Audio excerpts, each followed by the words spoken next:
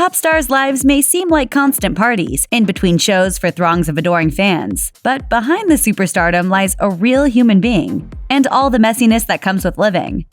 Here's why Lady Gaga's life is even more tragic than you realized. I find inspiration in all sorts of places, and the minute that I see it, I grab it and I run for the piano or I run for my typewriter. Gaga revealed in 2010 that she had a family history of lupus, and that tests pegged her as borderline positive for the disease, despite the fact that she wasn't showing any active symptoms at the time. Gaga explained to Larry King, "Lupus is in my family and it is genetic. My mother told me the other day that my fans were quite worried about me because I did talk about the fact that I was tested for lupus." But she assured fans she has no symptoms, adding, "As of right now, I do not have it, but I have to take good care of myself." Symptoms of the autoimmune disease can include fatigue, a low fever, joint pain, swelling, rashes, hair loss, and inflammation. But the illness can lie dormant for years with no symptoms at all. Experts told CNN that Gaga's test results are common for those who have a relative with lupus, but that it's possible and hopeful that she may never actually develop the disease. Gaga revealed to Howard Stern in 2014 that she had been assaulted by a music producer when she was a teenager. A year later, she expounded on the trauma she'd suffered, telling the press via Us Weekly, "I didn't tell anyone for I think 7 years. I didn't know how to think about it. I didn't know how to accept it. I didn't know how to not blame myself or think it was my fault. It was something that really changed my life. It changed who I was completely." Gaga channeled her trauma for her track Till It Happens to You, a song about surviving assault for 2015's The Hunting Ground. She explained to the LA Times that the song's acclaim was bittersweet for her, admitting, "Every time I listen to it, I cry. Every time I get a text about it, I always feel sick. It's like this thing you don't want to face." Gaga collaborated with R. Kelly for 2013's Do What You Want with My Body, and the disturbing music video for the track, which was directed by Terry Richardson, who was accused of misconduct himself, was scrapped before its release. She asked me to do a song that she had, and she wanted me to get on it. At the time, Kelly had famously been accused for years of misconduct and assault. After the Surviving R. Kelly docuseries aired on Lifetime in early 2019, many called for Gaga to address working with the alleged predator while being an advocate for survivors. She finally revealed the real story, tweeting, "I stand behind these women 1000%, believe them, know they are suffering and in pain, and feel strongly that their voices should be heard and taken seriously. What I'm hearing about the allegations against R. Kelly is absolutely horrifying and indefensible." She then added, "As a victim of assault myself, I made both the song and video at a dark time in my life. My intention was to create something extremely defiant and provocative because I was angry and still hadn't processed the trauma that had occurred in my own life. I think it's clear how explicitly twisted my thinking was at the time." She then removed the song from streaming services. "I suffer from PTSD." Gaga first revealed her struggle with PTSD stemming from her assault on The Today Show in 2016, but opened up about it further in 2018 in a speech at the SAG-AFTRA Foundation's Patron of the Artist Awards. She said, "I began to notice that I would stare off into space and black out for seconds or minutes. I would see flashes of things I was tormented by, experiences that were filed away in my brain with 'I'll deal with you later' for many years because my brain was protecting me, as science teaches us. These were also symptoms of dissociation and PTSD, and I did not have a team that included mental health support." My own trauma in my life has helped me to understand the trauma of others. Gaga's struggles led her to launch her Born This Way Foundation. She also spoke out about mental health awareness at the 2019 Grammys.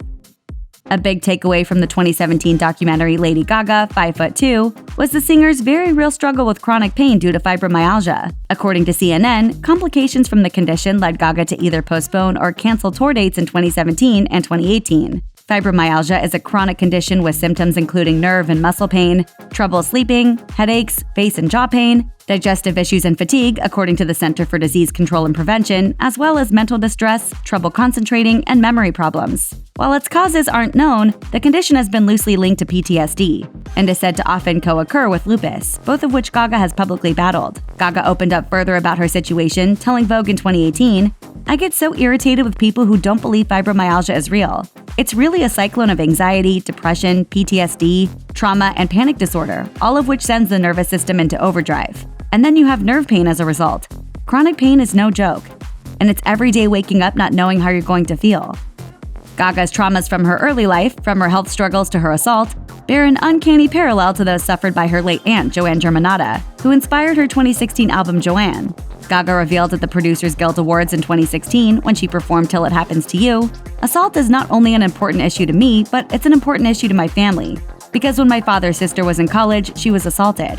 Then it tormented her so emotionally that it caused the lupus that she had to get so bad that she died. My father was 16, and it affected my family really tremendously my whole life. Referring to her exes Matthew Michael Williams and Luke Carl, and ex-fiancé Taylor Kinney in her documentary, Gaga lamented the toll her career took on her love life. For his part, Carl confessed in a 2012 interview with Black Book, "I'm not the type of guy who can sit on someone else's yacht sipping champagne. Unfortunately, to date someone who is never in the same country, let alone zip code, you had better be rich or be willing to live off of their money. I was neither." As for Kinney, Gaga's career was often cited as the main obstacle in their broken engagement. Gaga was somewhat vague when asked about the split, telling CBS This Morning, "I think women love very hard. Sometimes I don't know that love is met with the type of dignity that we wish it would be met with. You know, we're not trying to make you less of a man. We just want you to love us as deeply and as wholesomely and as fully as we love you." Gaga suffered yet another romantic defeat when her seemingly happy engagement to Christian Carino fell apart in February 2019. One of the hardest things that I ever had to give up was drugs and alcohol.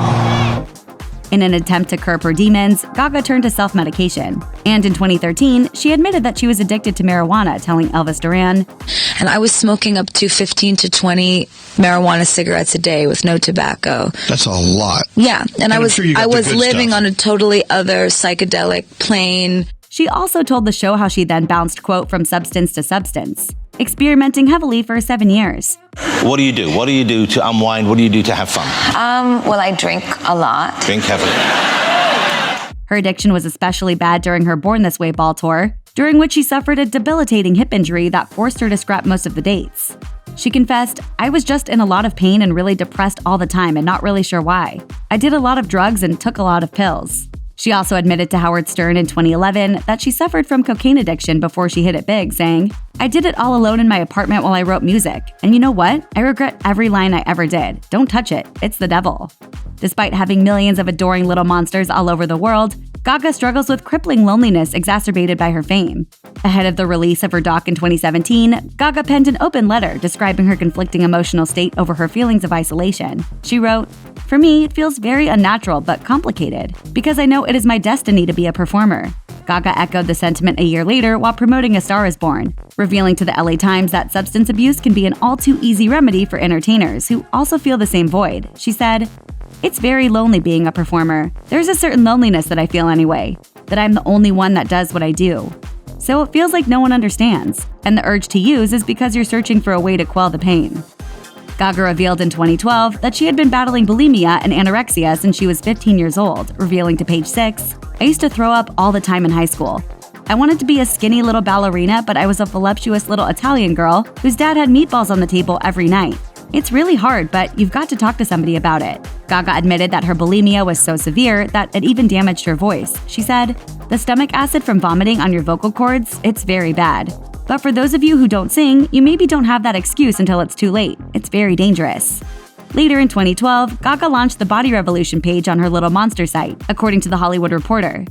In an effort to, quote, inspire bravery, she posted unphotoshopped photos of herself, along with a message to her fans. After her followers then posted images of themselves, detailing their own struggles with body image, Gaga thanked them for sharing in that safe space. In a note to fans via Rolling Stone, she wrote, "My weight/loss/gain since I was a child has tormented me. No amount of help has ever healed my pain about it, but you have." Gaga's emotional performance as Ally in A Star Is Born was partially inspired by a devastating real-life tragedy. It's okay. It's okay.